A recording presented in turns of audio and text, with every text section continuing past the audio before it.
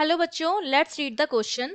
The question is choose the correct options from the following. आपको चार options दे रखे हैं और आपको बताना है कि चारों ऑप्शंस में से कौन सा ऑप्शन जो है वो करेक्ट है।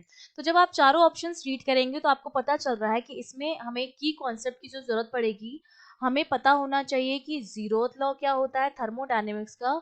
जीरोथ लॉ जो है वो क्या होता है, टेम्परेचर क्या होता है और किस तरह से टेम्परेचर का फ्लो होता है एक बॉडी से दूसरी बॉडी में। ठीक है, तो सबसे पहले जब मैं जीरो लॉ की बात करूंगी थर्मोडायनेमिक के, ये लॉ मुझे ये कहता है कि अगर दो बॉडीज, मेरे पास ये दो बॉडीज हैं ए एंड बी, और ये दोनों बॉडी किसी तीसरी बॉडी के साथ सी के साथ क्या है, थर्मल इक्विलिब्रियम में है। ये इसके साथ भी थर्मल इक्विलिब्रियम में है और इसके साथ भी थर्मल इक्विलिब्रियम में है।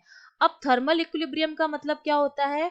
थर्मल इक्विलिब्रियम का मतलब होता है कि दोनों बॉडीज का जो टेम्परेचर है वो क्या है, सेम है। मतलब इनके बीच में किसी भी तरह का हीट एक्सचेंज जो है वो नहीं हो रहा है, टेम्परेचर का ट्रांसफर जो है वो नहीं हो रहा है। ठीक है, एक्सचेंज ऑफ टेम्परेचर जो है, नो एक्सचेंज ऑफ टेम्परेचर, दोनों का टेम्परेचर सेम है। तो अगर ये दोनों बॉडीज ए और बी सी के साथ थर्मल इक्विलिब्रियम में है तो इसका मतलब ये आपस में भी क्या होंगी, थर्मल इक्विलिब्रियम में होंगी। ये कहता है हमारा जीरोथ लॉ। मतलब ये थर्मल इक्विलिब्रियम में तो इसका टेम्परेचर टी होगा, तो इसका भी टी है, इसीलिए ये सी के साथ थर्मल इक्विलिब्रियम में है। और बी भी सी के साथ इक्विलिब्रियम में है तो मतलब बी का टेम्परेचर भी सी के बराबर होगा।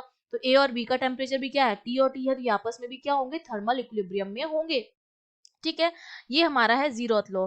जीरोथ लॉ ने कॉन्सेप्ट दिया था टेम्परेचर का। ठीक है, उसके बाद ही हमने क्या बनाए थे, थर्मामीटर बनाए थे। और टेम्परेचर बेसिकली क्या होता है, टेम्परेचर हम मेजर करते हैं किसी भी बॉडी की हॉटनेस को। ठीक है, बॉडी जितनी ज्यादा हॉट होगी टेम्परेचर उतना ही ज्यादा होगा, मोर टेम्परेचर। और जितनी ज्यादा कोल्ड होगी उतना ही टेम्परेचर जो होगा वो क्या होगा, लेस टेम्परेचर होगा। तो बेसिकली टेम्परेचर जो होता है वो बॉडी की हॉटनेस को चेक करता है कि कितनी ज्यादा बॉडी हॉट है, उतना ही टेम्परेचर हमारा ज्यादा होता है। अब जब हम हीट फ्लो की बात करते हैं, सपोज हमारे पास दो बॉडीज हैं। ठीक है, ये मैंने एक बॉडीज यहाँ पर ले ली है और एक बॉडी यहाँ पर ले ली। ये मेरी बॉडी ए है और ये बी है।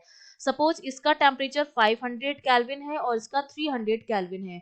तो ये मेरी बॉडी हाई टेम्परेचर पर है और ये बॉडी लो टेम्परेचर पर है। तो जो हीट एक्सचेंज होता है वो हाई टेम्परेचर से लो टेम्परेचर की तरफ होता है। ठीक है, हाई टेम्परेचर से लो टेम्परेचर की तरफ होता है।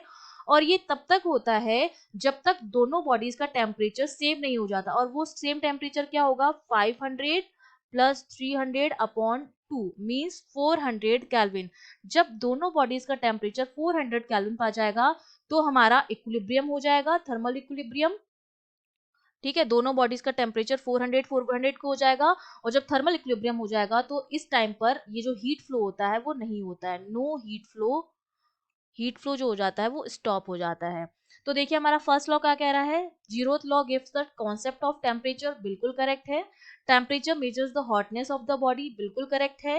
एंड सी ऑप्शन में कह रहा है कि जो हीट फ्लो होता है वो हायर टेम्परेचर से लो टेम्परेचर की तरफ होता है जब तक कि थर्मल इक्विलिब्रियम अटेन नहीं हो जाता। सी ऑप्शन भी बिल्कुल करेक्ट है हमारा। और डी ऑप्शन में कह रखा है ऑल ऑफ द अबव, तो डी ऑप्शन जो हो जाएगा हमारा करेक्ट हो जाएगा क्योंकि हमारे बाकी तीनों ऑप्शंस जो हैं वो करेक्ट हैं। I hope you understood well, all the best.